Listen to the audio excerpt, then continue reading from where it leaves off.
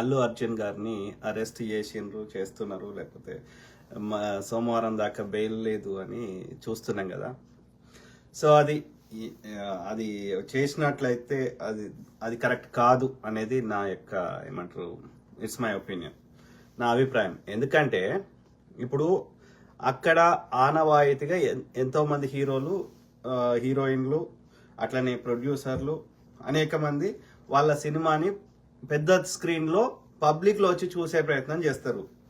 వాళ్ళ ఇంట్లో థియేటర్ ఉంది, వాళ్ళ ఇంటి మీద పైన ఉంది, బంగ్లా మీద ఉంది, పెట్టుకొని చూస్తారు. అందుకోసం రారు వాళ్ళ సినిమాని వాళ్ళు చూసుకోవడానికి రారు. ప్రజలు ఎట్లా రియాక్ట్ అవుతున్నారు, ఎట్లా సినిమా హిట్ అవుతుందా ఫట్ అవుతుందా అని ప్రజల యొక్క నాడి తెలుసుకోవడానికి వస్తారు. వెనకట రాజులు వాళ్ళ యొక్క పరిపాలన బాగుందా లేదా తెలుసుకోవడానికి మారువేషం వేసుకొని పబ్లిక్లో పోయేటోళ్ళు. అర్థమైందా? అట్లా అందుకోసం వచ్చిండ్రు తప్ప వాళ్ళ సినిమా వాళ్ళు ఎన్నిసార్లు చూసుకుంటారు? బోర్ అయిపోతుంది. మనమే ఆ బాహుబలిని 3 సార్లు చూస్తే 4వ సార్లు చూడబుద్ది కాదు. కాబట్టి వాళ్ళు సినిమా చూడడానికి రారు. వాళ్ళు పబ్లిక్ రియాక్షన్ ఎట్లుంది, ఇన్ని కోట్లు పెట్టినాం కదా, మరి పైసలు వస్తాయా పోయి పీక్తాయా అని వాళ్ళ బాధ కోసం వస్తారు. సింపుల్. ఈయన ఒక్కడే రాలే, అల్లు అర్జున్ ఒక్కడే రాలే, ఇది ఫస్ట్ టైం కాదు. శ్రీలీల పోయి చూస్తున్నది సినిమా. అట్లా అందరూ చూస్తారు. ఓకే, ఇంక్లూడింగ్ పెద్ద పెద్ద రజనీకాంత్ లాంటి వాళ్ళతో సహా. అర్థమైందా? సో అన్ఫార్చునేట్ ఈవెంట్ అయితే మరి ఏం చేద్దాం? ఇప్పుడు రోడ్ మీద పోతున్నాం, యాక్సిడెంట్ అయింది, మరి ఎవరిని లోపలేద్దాం? రోడ్డు మీద యాక్సిడెంట్ అయితే రోడ్ మంచిగా లేకపోతేనే అయింది కావచ్చు. అన్నిసార్లు పక్కోడు వచ్చి గుద్దితేనే కాదు కదా. రోడ్డు మంచిగా లేకపోతే కూడా కావచ్చు కదా, గుంతలు ఉంటే కావచ్చు కదా. మరి ఎవరిని వేద్దాం? ముఖ్యమంత్రిని లోపలేద్దామా? రోడ్డు మంచిగా మెయింటైన్ చేయకపోతే యాక్సిడెంట్ అయి చచ్చిపోయినాక ఎవరిని లోపలేద్దాం అని చెప్పుర్రి. GHMC అధికారిని వేద్దామా, లేకపోతే ఆ సంబంధించిన శాఖ మంత్రిని వేద్దామా, లేకపోతే ముఖ్యమంత్రిని వేద్దామా, లేకపోతే ప్రధానమంత్రిని వేద్దామా? ఎవరిని వేద్దాం? అట్లా వేసుకుంటే పోతే అందరి లోపలే ఉంటారు. If that person is not doing intentionally, కావాలని చేయనప్పుడు అతనికి ఇప్పుడు నేరాలలో చూడండి, వాడు కావాలని చేస్తే ఫస్ట్ డిగ్రీ మర్డర్ అంటారు. యాక్సిడెంట్ అయిన దానికి, మనం రోడ్డు పోతుంటే యాక్సిడెంట్ అయినప్పుడు దానికి పనిష్మెంట్ వేరే లెక్క ఉంటుంది. కావాలని కుట్ర ప్రకారం చేస్తే వేరే లెక్క ఉంటుంది పనిష్మెంట్. కాబట్టి ఒక తొక్కిసలాట జరిగినప్పుడు అది హీరోని యొక్క లోపల వారేసుడు, అది maybe I'm wrong or right, I don't know. కానీ నేను గత దాదాపు 10 ఏళ్ల నుంచి నేను దగ్గర నుంచి అన్ని రాజకీయాలని, అన్ని రకాల వాటి మీద మాట్లాడటంతో పాటు అన్ని రకాల వాటిని అతి క్షుణ్ణంగా పరిశీలించి విశ్లేషించి చెప్తున్న దాన్ని బట్టి రేవంత్ రెడ్డి గారిని నేను అబ్జర్వ్ చేసిన కాడికి ఏది ఓకే, అతను అనుకున్నది కావాలి, అది ఎట్లా సాధ్యము, దానికి ఎట్లా డైనమిక్స్ వేద్దాము, లెక్కలు అది వేరే లెక్క. అది okay, I understand. If you are doing it for a good purpose of the common people, I appreciate it. Okay, that is different thing. కానీ నువ్వు ఒకరి మీద పగ పెట్టుకుంటే ఇక అది ఎట్లా నెరవేర్చాలి అంటే, ఈ అధికారాన్ని ఇంకోటి నీ వ్యక్తిగత కక్షలకు వాడుకున్నావు అనుకో, కేసీఆర్ కొట్టిన గతే ఇంకోని కొట్టిన గతే నీకు పడుతుంది. If you are doing it purposefully, నీ వ్యక్తిగత కక్షలకు వాని మీద పగ పెట్టుకొని చేస్తే మాత్రం అది కాంగ్రెస్ పార్టీ సిద్ధాంతం కాదు. కాంగ్రెస్ పార్టీలో ఎవరు, రాహుల్ గాంధీ, ప్రియాంక గాంధీ, సోనియా గాంధీ, కాంగ్రెస్ లో ఉన్న పెద్దలు, కాంగ్రెస్ కార్యకర్తలు ఎవరు హర్షించరు. అర్థమైందా? రేవంత్ రెడ్డి గారు కాంగ్రెస్లోకి వచ్చి 3 నుంచి 5 ఏళ్ళు అయింది. కానీ 40 ఏళ్ళ నుంచి కాంగ్రెస్ పట్టుకొని, కాంగ్రెస్ పార్టీ యొక్క ఎవడు లేనప్పుడు, ఎండిపోయినప్పుడు కూడా పట్టుకొని దాన్ని అట్లా కాపాడిన వాళ్ళు చాలా మంది కార్యకర్తలు ఉన్నారు. అర్థమైందా? కాంగ్రెస్ పార్టీ అధికారం రావడానికి రేవంత్ రెడ్డి గారు ఒక్కరే అయితే ఎన్నోసార్లు కల్పించేటోళ్ళు. మొన్న 14 సీట్లు వస్తాయి, 14, 16 వస్తాయి అన్నాడు, 14 వస్తాయి అన్నాడు. ఏవి 8 వచ్చినాయి ఎందుకు? అట్లా లెక్క పెట్టుకుంటూ పోతే GHMCలో 0 వచ్చినాయి. అర్థమైందా? మంచిగా అయితే నేను చేసినా, చెడ్డగా అయితే నాకు సంబంధం లేదన్నట్టు ఉంటా అంటే కలవదు. కాంగ్రెస్ పార్టీ అధికారంలో రావడానికి అనేక మంది కష్టపడ్డారు, ఒక్క రేవంత్ రెడ్డి గారే కాదు. కాంగ్రెస్ పార్టీలో ఉన్న నాయకుడిని ఎవ్వడు ప్రజలు నమ్మలే. అర్థమైందా? మాలాంటి ఇండిపెండెంట్ వాయిస్లోనే ప్రజలు నమ్మిర్రు. నేను నా సొంత డబ్బా కొట్టుకుంటలేను. ప్రజలు చెప్పింది, కాంగ్రెస్లో ఉన్న కార్యకర్తలు చెప్పింది, కాంగ్రెస్లో నాయకులు చెప్పింది నేను రిపీట్ చేస్తున్నా. కాంగ్రెస్లో ఉన్నటువంటి ఎవరు నమ్మలే. ఎందుకు నమ్మలేదు? ఆ కేసీఆర్ గారు ఇచ్చే చిల్లరకి అమ్ముడు పోయారు కాబట్టి ఎవరు నమ్మలే. వాడు పైసలు ఇస్తే వాళ్ళకి పోయారు, పార్టీలకి నమ్మలే.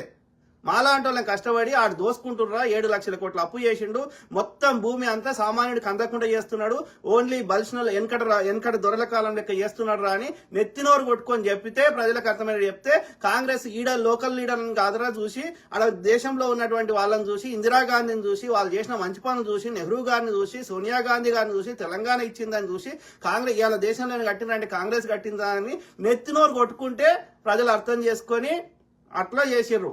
అర్థమైందా? రేవంత్ రెడ్డి గారి నాయకత్వాన్ని కాంగ్రెస్ నాయకులే ఎవరు అక్సెప్ట్ చేయలే. మనకి బండి నడవాలి కాబట్టి నడిపిస్తున్నాం. అర్థమైందా? ఎందుకంటే మనకి పెద్ద విజన్ ఉంది కాబట్టి కాంగ్రెస్ యొక్క ఐడియాలజీని మనం సరిగ్గా ఇంప్లిమెంట్ చేస్తే మన తెలంగాణ బాగుపడుతుంది కాబట్టి మనం ఎవరుంటేంది మాకు స్వార్థ ప్రయోజనాలు లేవు.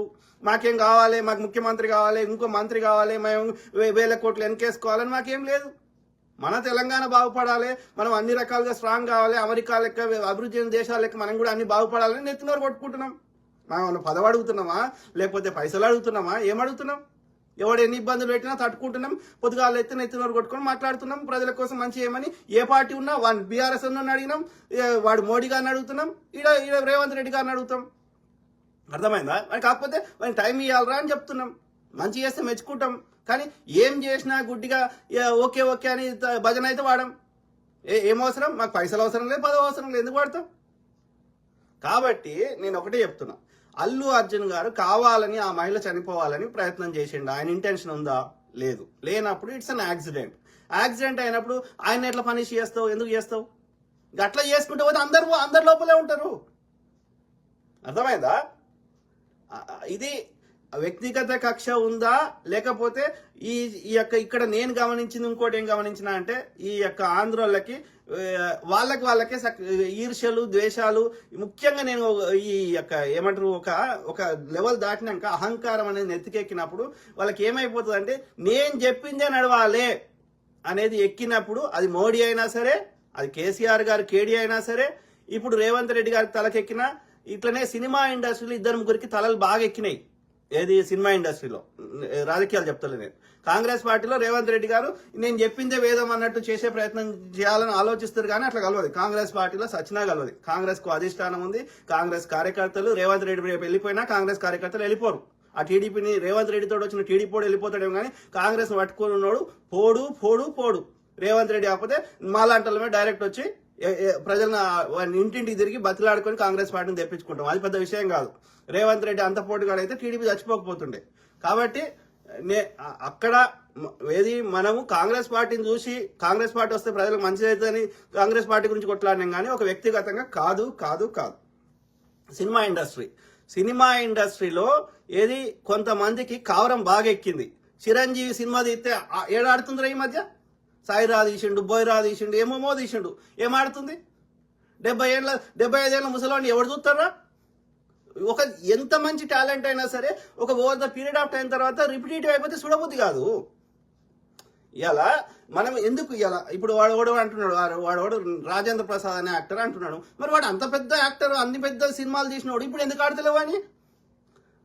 రాజేంద్ర ప్రసాద్ అనే ఒక జోకర్ యాక్టర్, ఆయన గంత పెద్ద సినిమా తీసి నేను గింత అవార్డులు వచ్చినాయి, గింత పీకిన అన్నవాడికి ఇవాళ ఎందుకు ఆడతలేవు? పైసలు పెడితే ఎందుకు? మరి ఎవడైనా పైసలు వారవోసుకుంటాడు? ఆ సినిమా పెట్టినోడు పారవోసుకోడు కదా. మరి ఇంత పోటుగాళ్ళు అయితే ఎందుకు ఆడతలేవు మీ సినిమాలు? మీరు ఇంత పెద్దోళ్ళు కదా, రజనీకాంత్ లాంటి సూపర్ స్టార్ ఆడతలేవు. ఏ నిర్మాత ఎవడు పారవోసుకోడు కదా పైసలు. కాబట్టి ప్రజలు ఏం కోరుకుంటున్నారో దాని ట్రెండ్ తగ్గట్టుగా వాడు సినిమాలు తీస్తే వాడు హిట్ అవుతున్నాయి. సింపుల్ కదా. ప్లస్ ఎక్కువ మంది చూస్తే డబ్బులు అవుతాయి. వారం తర్వాత సినిమా వాడు చూస్తలేడు కాబట్టి దాన్ని ఇండియా లెవెల్లో తీస్తే ఎక్కువ పైసలు నార్త్ ఇండియాలో వస్తున్నాయి కాబట్టి వాడు ప్యాన్ ఇండియా చేసుకున్నాడు. రైట్? ఇప్పుడు చూడండి మీరు బడ్జెట్ దాని యొక్క ఇన్కమ్ చూడండి, హిందీ బెల్ట్లనే ఎక్కువ వచ్చినాయి.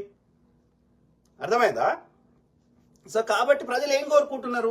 మాకు సందేశం చెప్తా అంటే చెప్పేటోళ్ళు రోజు పొద్దుగాలైతే యూట్యూబ్లలో, ఫేస్బుక్లలో, ఇక రెగ్యులర్ టీవీ ఛానల్లో బస్తు మంది ఉన్నారు సందేశం చెప్పేటోళ్ళు. ఇట్లా కూర్చో అట్లా లేవని. ప్రజలకు అది అయిపోయింది. నెత్తి చెప్పి అట్లా ఎవడింటాడు? మంత్రి సత్యనారాయణ చెప్తాడు, ఇది నువ్వు ఈ కూర వేసుకో, ఆపొచ్చా తిను, ఎవడింటాడు? అట్లా చెప్పేటోళ్ళు మస్తు మంది ఉన్నారు. ప్రజలు పైసలు పెట్టి 100 రూపాయలు 1000 రూపాయలు 500 రూపాయలు పెట్టి సినిమాకి పోయేది ఎందుకోసం? ఆ 3 గంటలు వాడిని స్ట్రెస్ వీక్తుంది, వాడు అన్ని మర్చిపోతాడు, వాడి డే టు డే కష్టాలు, వాడు మంచిగా రిలాక్స్ అయ్యి వస్తాడు, మందు తాగుతాడు. ఎందుకు తాగుతాడు? వాడి స్ట్రెస్ వీకడానికి. స్ట్రెస్ పోతే వాడు 4 రోజులు ఎక్కువ పని చేయగలుగుతాడు, మంచిగా హ్యాపీగా ఉండగలుగుతాడు, ఏది చేసినా సంతోషంగా ఉండడానికి. కాబట్టి ఎంటర్టైన్మెంట్ ఏముందో గట్లా చూడడానికి పోతున్నారు, ఎందుకంటే వాళ్ళ స్ట్రెస్ నుంచి రిలీఫ్ రావడానికి, రైట్? సో ఆ క్రమంలో అయితే సినిమా ఇండస్ట్రీలో అడ్డదారులను భూములు ఎక్కడి సినిమా వాళ్ళ దగ్గర వాడు సినిమా తీసి పైసలు సంపాదించారు వీళ్ళందరూ గాడిది కొడుకులు. ఆనెస్ట్ చెప్పండి మిత్రులారా, ఆడు మోహన్ బాబు గారికి 3000 కోట్లు ఉన్నాయి, ఆయనకి 5000 కోట్లు ఉన్నాయి, విష్ణు బాబుకి లేకపోతే మహేష్ బాబుకి 1000 కోట్లు ఉన్నాయి, ఈ ఇంకోనికి చిరంజీవికి 1000 కోట్లు ఉన్నాయి. వీడు కష్టపడి వీడు సినిమా తీసి ఆ పైసలు దాచిపెట్టుకొని సంపాదించండా? దొంగ నా కొడుకులు. ఏడ పడతాడు అన్ని భూములు కబ్జాలు పెట్టిర్రు. మీరు తీయండి, Banjara hills, Jubilee hills, Nanakram కూడా, ఇంకో కూడా, ఆ కూడా, ఈ కూడా ఎకరానికి 100 కోట్లు అని చెప్తున్నారు. ఎక్కడి ఎకరాలు? వాడ చెన్నైలో ఉన్న ఇండస్ట్రీ అవి హైదరాబాద్కి వస్తాము అంటే ఆంధ్ర ముఖ్యమంత్రులే ఉండి వాళ్ళకి అన్ని భూములు ఇస్తే ఆ భూముల రేట్లు పెరిగినాయి. వీళ్ళు నిజంగా ప్రభుత్వాలు ఫ్రీగా ఇచ్చినాయి అవి. నేను ఇండస్ట్రీ పెట్టుకుంటా, నేను ఫిల్మ్ స్టూడియో పెట్టుకుంటా, నేను 10 మందికి ఉద్యోగం ఇస్తా అని అట్లా చెప్పి ఒక్కొక్కటి ఎకరాలు దాచుకున్నారు. వాడు కృష్ణ విజయ నిర్మల కొడుకు, కృష్ణ కొడుకు నరేష్, వానికి మొన్న ఏదో ఇల్లు కట్టుకున్నాడు 10 ఎకరాలు ఏమో అన్నాడు నానక్రమ గూడాలో. ఎంతరా అంటే ఎకరానికి 100 కోట్లు అని చెప్తున్నాడు. ఎక్కడిది వానికి? అప్పుడు వాళ్ళ ప్రభుత్వం ఉన్నప్పుడు అన్ని భూములన్నీ కబ్జా పెట్టుకున్నారు. మురళీకృష్ణ అని పేరేంది, సినిమా యాక్టర్ ఉన్నాడు కదా, ప్లస్ జయబేరి, వీళ్ళందరూ సినిమాలు తీసి సంపాదించినారు, భూములు కబ్జా పెట్టి దోసుకున్నారు తప్ప. అవునా కదా? ఇప్పుడు రామోజీ ఫిల్మ్ సిటీ తీయండి డాక్యుమెంట్లు, ఎంత దోసుకున్నారు వాళ్ళకెళ్ళి. సో కాబట్టి వీళ్ళు దోసుకొని వాళ్ళ నీతులు చెప్తా అంటే ఇక్కడ ఏమైంది? ఈ చిరంజీవి అనేట ఆయన అల్లు రామలింగయ్య దయ వల్ల సినిమా యాక్టర్ అయిండు, ఈ దాకా వచ్చిండు. కానీ ఆ కృతజ్ఞత లేదు. ఇవాళ ఏమైపోయింది? నేను చెప్పిందే వేదం, సినిమా ఇండస్ట్రీలో నేను చెప్పిందే నడవాలన్న కవరం ఎక్కింది చిరంజీవికి. చిరంజీవి ఒక్కడే కాదు, చిరంజీవి తమ్ముళ్ళు, అన్నలు, పవన్ కళ్యాణ్, వాడు నాగబాబు, ఇంకో తొక్కల బాబు, వాళ్ళు కాకుండా వాని అక్క పిల్లలు, వాని అన్న పిల్లలు, చిరంజీవి కుటుంబంలో ఎంతమంది అయిపోయారు?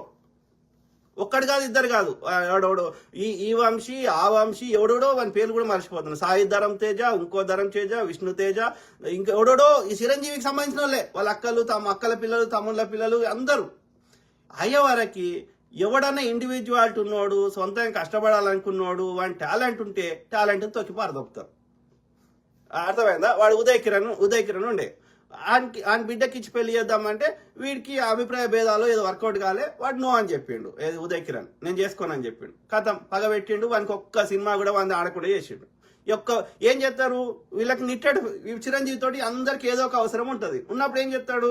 వాడు ప్రొడ్యూసర్ను, వాని డైరెక్టర్ను, వాడిని ఎవ్వని కూడా వీనితోటి సినిమా తీయొద్దు, వీని సినిమా కొనొద్దు అని చెప్తాడు డిస్ట్రిబ్యూటర్కి. అయిపోయా, చచ్చిపోయేవాడు, రైట్? మళ్ళా ఇప్పుడు చూడండి, మొన్న కులశేఖర్ అని ఒక మంచి సినిమాలలో పాటలు రాసిండు ఆయన, ఫేమస్. వాటికి తేజ తీసిన ఆర్పి పట్నాయక్ ఆ సినిమాలన్నీ నిజం, తర్వాత చిత్రం సినిమా, తర్వాత అదేంది నువ్వు నేను, తర్వాత అది నితిన్ ఏదో సినిమా ఉండే మర్చిపోతే, రాను అంటే అది ఉన్నది చూడు. అట్లాంటి సంతోషం, మంచి ఫేమస్ ఏది ఇప్పటికి కూడా ప్రజలు ఆ పాటలు పెట్టుకొని సంతోషంగా వింటారు. ఆయన చచ్చిపోతే కవి ఒక్కడన్నా ఆ ఫిల్మ్ ఇండస్ట్రీ ఛాంబర్లో పెట్టిర్రా ఆయన శవాన్ని? ఆయన బతుకున్నప్పుడు ఏమన్నా 5 రూపాయలు సాయం చేసిర్రా? చెప్పండి. మరి ఆయన చచ్చిపోతే ఒక్కడన్నా పోయిండా? ఆర్పి పట్నాయక్ ఆయన దోస్తు తప్ప. ఎందుకు ఈ వివక్ష? ఒకటి చచ్చిపోతే ఒక రకంగా ట్రీట్మెంట్, ఇంకోటి చచ్చిపోతే ఇంకో రకంగా ట్రీట్మెంట్. ఎందుకు ట్రీట్ చేస్తావు? ఆయన కాంట్రిబ్యూషన్ ఏం లేదు సినిమా ఇండస్ట్రీలో. చిరంజీవి ఒక్కంతే ఉందా కాంట్రిబ్యూషన్? అంటే చిరంజీవి చెప్పింది నాలే, వానికి సలాం పెడితే వాని కాలు మొక్కితే వాడిని బతకనిస్తాడు, లేకపోతే వాని అంత చూస్తాడు. ఆ క్రమంలో నేను విన్న కాడికి, నాకు అర్థమైన కాడికి ఏంది, ఈ అల్లు అర్జున్ అంటే ఆయనకి కొంచెము ఏమంటే సెల్ఫ్ రెస్పెక్ట్ ఎక్కువ ఉన్నది. కాబట్టి వాడిని చిరంజీవి కాలు మొక్కురా అంటే మొక్కుతలేడు. అర్థమైందా? ఎందుకంటే చిరంజీవిని సినిమాలకు తెచ్చిందే వాళ్ళ తాత కదా. కాబట్టి వాడు పగ పెట్టుకొని, వాని తమ్ముడు పగ పెట్టుకొని ఇవాళ ఆయనను ఇండైరెక్ట్ గా డైరెక్ట్ ఇబ్బంది పెడుతున్నారు. దాంట్లో ఈ రేవంత్ రెడ్డి అనేటానికి ఏమి ఆడ చిరంజీవి ఇచ్చిండా పైసలు, లేకపోతే ఆడ చంద్రబాబు నాయుడు ఏమని చెప్పిండా, ఆడ మోడీ గారు చెప్పిండా అనేది మరి తేలాలి. లేకపోతే మొన్న ఏదో ఈవెంట్లో ఆయనకి ఎందుకు గుర్తుకు రాలేదు? హైదరాబాద్ ఉన్నవానికి తెలంగాణ ముఖ్యమంత్రి పేరు గుర్తుకు రాదా? ఆయనకి మరి కావాలని చేసిండో చేయలేదో తెలియదు, కానీ ఆయన ఆంధ్రప్రదేశ్ ముఖ్యమంత్రి పేరు చెప్పిండు, కానీ తెలంగాణ ముఖ్యమంత్రి పేరు ఆయన కొత్తలేదు. మరి అలవాటు లేకనో స్పీచ్ ప్రిపేర్ కాలేదో రాలేదు ఇమీడియట్ గా. తెలంగాణ ముఖ్యమంత్రి అంటుండే కానీ రేవంత్ రెడ్డి పేరు రాలేదు. మరి అది పగబెట్టుకున్నాడా? ఏది ఏమైనా ఏది అల్లు అర్జున్ అయితే కావాలని వాళ్ళని చంపలేదు, ఫస్ట్ థింగ్. ఓకే, అది ఆనవాయితీకి వస్తుంది. అనేక మంది హీరోలు సినిమా థియేటర్లో తమ యొక్క ప్రజల యొక్క రెస్పాన్స్ ఎట్లుందో చూడడానికి వస్తారు, లేకపోతే వాళ్ళకి ఒక ఉత్సాహాన్ని కలిగించడానికి వస్తారు. వచ్చినప్పుడు బందోబస్తు ఏర్పాటు చేయాల్సింది పోలీస్ వ్యవస్థ. ఓకే, ఎన్ని చేసినా కొన్ని అన్ఫార్చునేట్ ఈవెంట్స్ జరుగుతాయి. ఇంటెన్షనల్ గా చేయనప్పుడు అది దాన్ని నేషనల్ ఇష్యూ చేయాల్సిన అవసరం లేదు. అంతకంటే పెద్ద ఇష్యూస్ చాలా ఉన్నాయి, అర్థమైందా? అట్లా పెట్టుకుంటే పోతే అందరి లోపల పెట్టాలి. ఫస్ట్ రేవంత్ రెడ్డి గారినే పెట్టాలి, అర్థమైందా?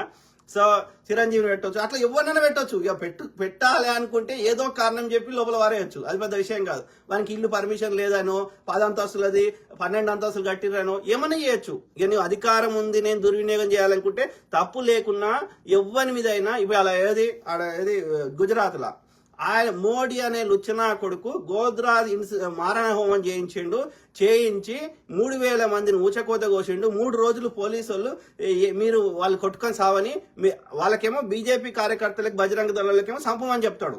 ఒవ్వడు ముస్లిం కనిపించినా గానీ సంపమని చెప్పి మళ్ళీ వీడే పోలీసు వాళ్ళకి ఏం చెప్తాడు? ముఖ్యమంత్రిగా ఏం చెప్తాడంటే పోలీసు వాళ్ళు మీరు గ్రౌండ్లకు పోకండి, అంటే వాళ్ళు కొట్టుక సావని, నువ్వు ఆపొద్దు అంటే మారణ కొమ్మని కాండ చేయాలని చెప్పిండు. ఇది ఈ పోలీసు వాళ్ళందరూ పిలిచి మీటింగ్ లో చెప్తే అందులో ఈయన కూడా ఉన్నాడు, ఈ సంజీవ్ భట్ అంటే ఆయన. ఓకే, ఐపీఎస్ అధికారి ఉండి ఇది అంతా మోడీ చేయించినరా అని చెప్తే ఈ నిజము ఏడ కోర్టులో చెప్తాడు అని లాకప్ డెత్ వేరే వాడిని చేసిండు అని తప్పుడు కేసు పెట్టి ఆయన లోపలేస్తే ఇక 15 ఏళ్ల తర్వాత కోర్టు మొన్న ఆయనకు బెయిల్ ఇది ఆయనదేం లేదు, తప్పు లేదు, ఎలాంటి ఆధారం లేదు అని తీర్పిచ్చింది. మరి ఎందుకు పెట్టినావు case?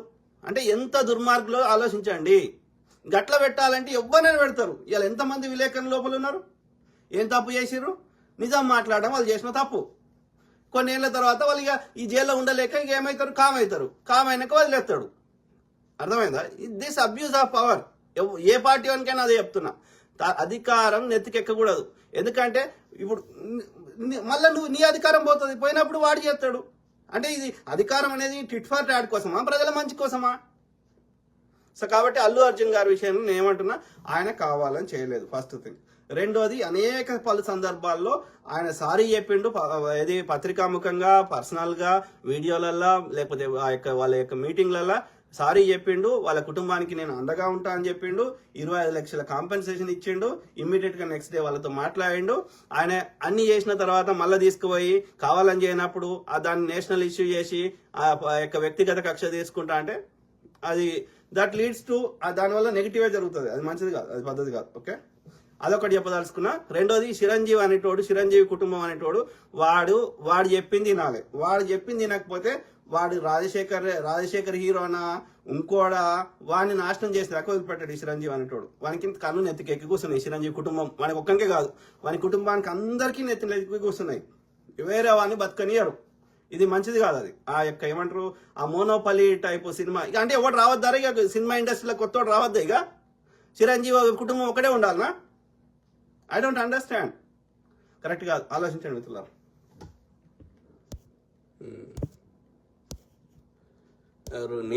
నీలకంటి Kumar, thank you brother, thank you to all my brothers, sisters, friends, everyone. మంచిని మంచి అనాలే, చెడు జనాలే. అది పార్టీలకు అతీతంగా. పార్టీ ఉంటే నీకు అధికారం వచ్చినప్పుడు చేసుకో, ప్రజలకు మంచి అయ్యి, నువ్వు మంచి చేస్తే మళ్ళీ నీకు ఓటేస్తారు, నువ్వు మంచి చేయకపోతే వేరే వానికి వేస్తారు. That is different thing. కానీ ప్రతిదానికి రంగు ఒక డిఫరెంట్ రంగు పూసి నా వ్యక్తిగతంగా నీ వ్యక్తిగతం కోసం కూర్చుంటే పెట్టలేదు కదా నిన్నాడా. అదొక రాజ్యాంగ పదవి కదా. ఆలోచించండి మిత్రులారా.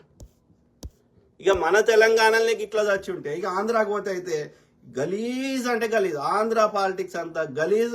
ఇక అక్కడ నార్త్ ఇండియాలో ఉందేమో కానీ అది మన దగ్గర చూస్తలేం. కాబట్టి ఇక్కడైతే ఆంధ్రాలో అయితే వీడు వాని కొట్టుకుండు, వీని కొట్టుకుండు, ఇదే పని. ప్రజలకి ఏదైనా మంచి చేద్దాము, బాగు చేద్దామన్న ఆలోచన వాడికి చేసిండేమో. ఈడే అస్సలు మంచిది. ఆంధ్ర అయితే ఇంకా గలీజ్.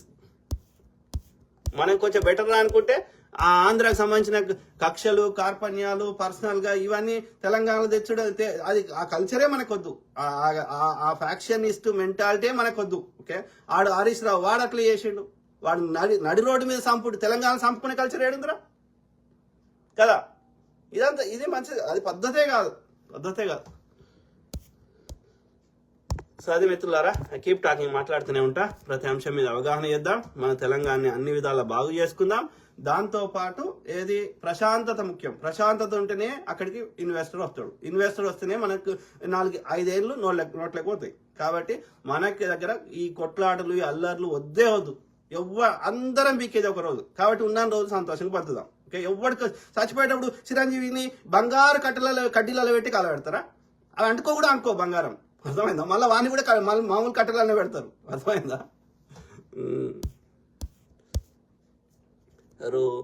మల్లారెడ్డి బొమ్మిరెడ్డి మంచి ఇన్స్పిరేషన్ ఇచ్చారన్న. Thank you brother, thank you. ఏమంటున్నావు బ్రదర్?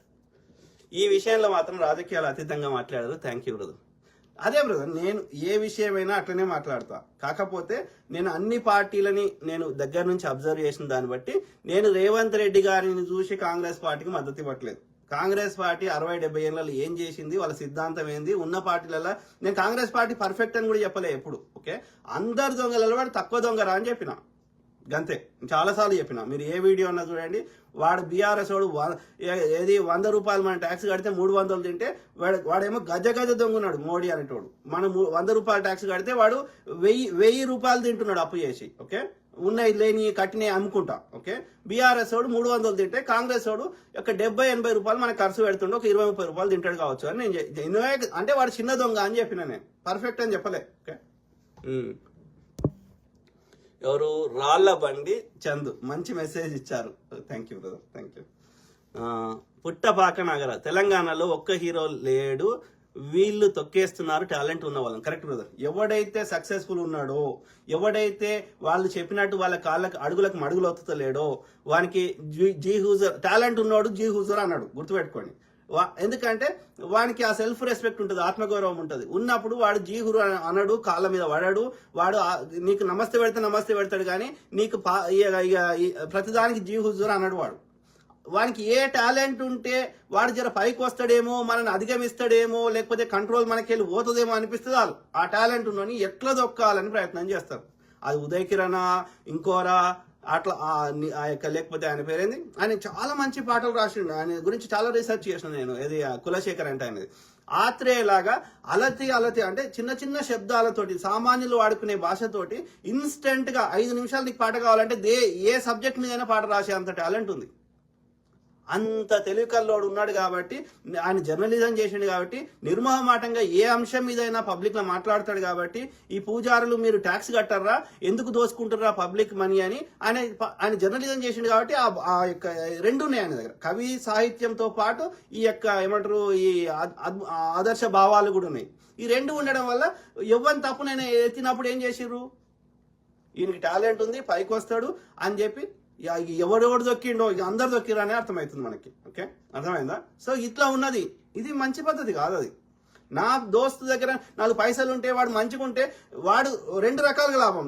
మన చుట్టుపక్కల మనకంటే మంచిగుంటే, ఒకటి వాడు మనని అడగడు, మన మీద ఆధారపడాడు వాడు. ఓకే, మనకి ఏదన్నా ఏది దురదృష్టం బాగుండి ఏదైనా మనము దీనస్థితిలో ఉన్నామనుకో వాడు సాయం చేస్తాడు. నా ఫ్రెండ్ నాకంటే మంచిగుంటే, ఒకటి నా మీద డిపెండెంట్ కాడు, ఇంకోటి నాకు ఎప్పుడైనా అవసరం అయితే సాయం చేస్తాడు. 2 రకాలుగా లాభం నా ఫ్రెండ్ నాకంటే మంచిగా ఉంటే. కానీ మన వల్ల ఇండియన్స్ అట్లా ఆలోచించరు. వీని దగ్గర 10 కార్లు ఉన్నా సరే వానికి 1 కారు ఉంటే వీనికి మనసు పట్టదు. వాడిని ఎప్పుడు గుంజాలి కిందికి, ఎప్పుడు గుంజాలి. అందుకే ఇండియా బాగుపడదు. ఒకటి పైకి పోతుంటే వాడిని పుష్ చేయాలి కానీ వాడిని కింది గుంజుడే పెడతారు మన వాళ్ళు. అది మంచి పద్ధతి కాదు. అందుకని అందరి కిందనే ఉంటారు, ఇక ఒక్కడు కూడా పైకి పోడు.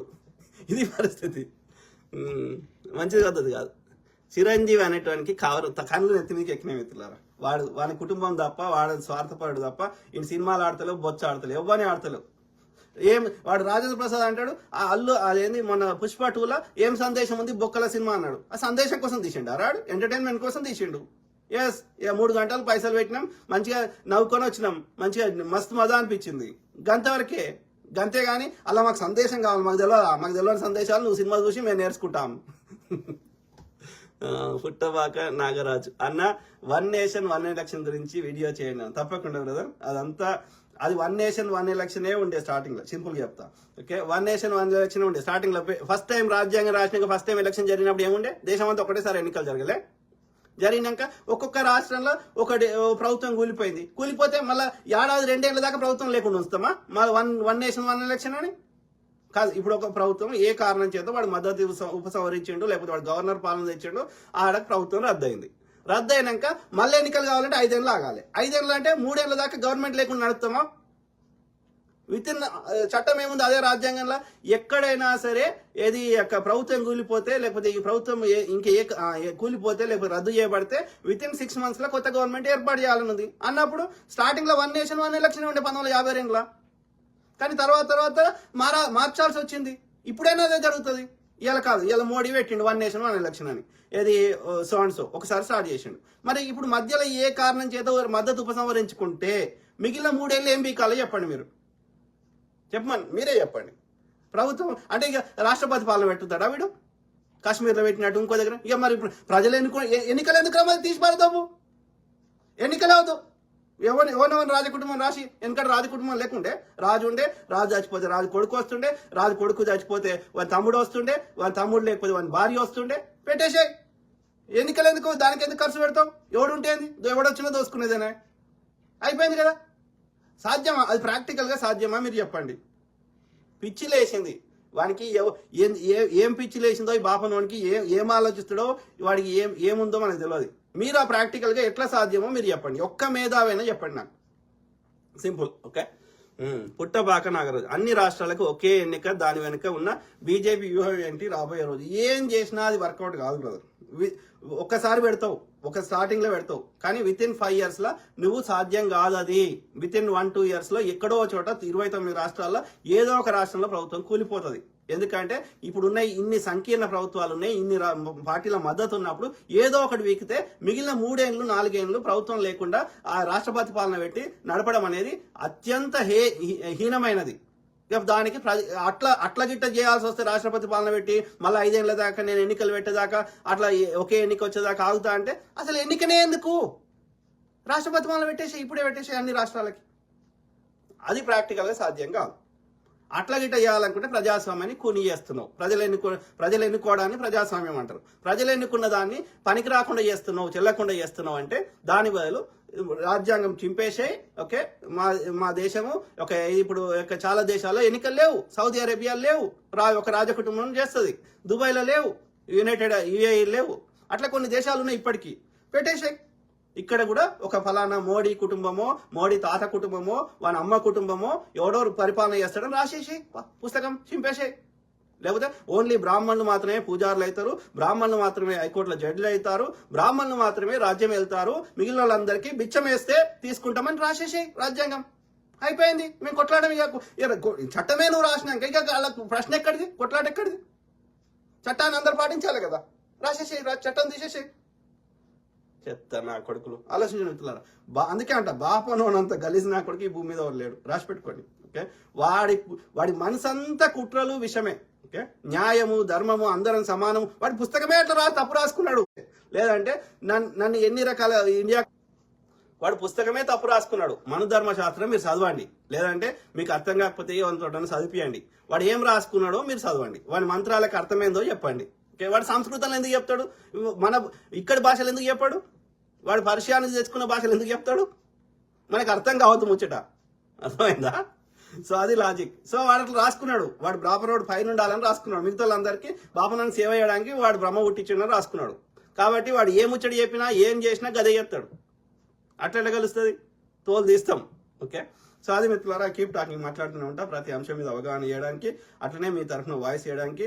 తప్పు రైట్ అని, అది న్యాయం అనేది నడవాలి, ధర్మం అనేది నడవాలి. వాడే చెప్పిండు, వీళ్ళే చెప్తారు కదా, ధర్మో రక్షతి రక్షిత, ధర్మాన్ని నువ్వు కాపాడు, అది నిన్ను కాపాడుతుంది. కాబట్టి మనం ధర్మం ఏదో అది మాట్లాడదాం. అధర్మాన్ని ధర్మం అని చెప్తా అంటే కలవది. వాడు ఏకలవ్యని ఏలు కట్ చేసిన ఎట్లా కరెక్ట్ అవుతుంది? వాడు నీ బొమ్మ పెట్టుకొని వాడు సొంతంగా నేర్చుకుంటే నువ్వెందుకు ఏళ్ళు తీసుకున్నావు? గురుదక్షిణ కింద ఏళ్ళు తీసుకుంటారా? గురువు అనేటోడు విద్యను ఇస్తాడు కానీ విద్యను తీసుకుంటాడా? ఈ అధర్మాన్ని ధర్మబద్ధం చేస్తాడు వాడు. దానికి ఏదో ఒక కారణం చెప్తాడు ఈ బాపనోడు. ఎందుకు ఒక క్షత్రియుడు ఒక్కడే ఎందుకు విలు విద్య నేర్వాలి? ఏకలవ్యుడు ఎందుకు నేర్వద్దు? చెప్పండి, ఒక్కరన్నా దిమాకులు ఉన్న వాళ్ళు చెప్పండి. ఆ రాముని తీసుకుపోయి ఆయన శంభూకుని తల తీరా అంటాడు. ఎందుకు తీసిండు? ఆయన తపస్సు చేస్తూ తపస్సు శూద్రుడు చేయొద్దంట. ఎవడు చెప్పిండు ఈ ముచ్చట? బాపనోడు చెప్పిండు. ఎందుకు చెప్పినావు? ఎందుకు చేయొద్దు? నీ లోపల ప్రాణం ఉన్నది, నా లోపల ప్రాణం సేమ్ కాదా? గిట్ల ఉంటుంది. అధర్మాన్ని ధర్మబద్ధం చేస్తా అంటే ఊరుకోము. మా తాత ముత్తాతలు ఊరుకున్నాం కానీ మేము తోలు తీస్తాం. గుర్తుపెట్టుకోండి బాపన్న కొడుకులారా.